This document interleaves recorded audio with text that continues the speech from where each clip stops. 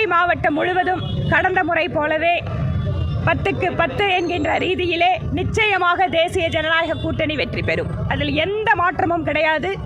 ஏனென்றால் கோவை மாவட்டத்து மக்கள் யார் வளர்ச்சிக்காக வேலை செய்வார்கள், யார் மக்களுக்காக உழைப்பார்கள் என்பதில் தெளிவு பெற்றவர்கள்.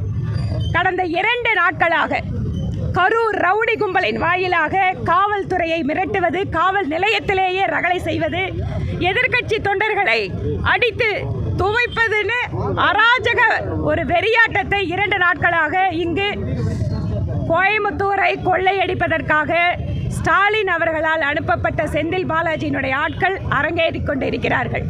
கோவைக்காரங்க ரொம்ப அமைதியானவங்க தான். ஆனால் அவங்க எல்லாத்தையும் பார்த்துட்டு தெளிவான முடிவு எடுப்பார்கள் நிச்சயமாக. அதனால் 2500 ரூபா, ஒரு சில தொகுதியில், தெற்கு தொகுதியில் 5000 ரூபா. இந்த பணம் எல்லாம் எங்கிருந்து வந்தது? இந்த பணம் எல்லாம் எங்கிருந்து வந்திருக்கு?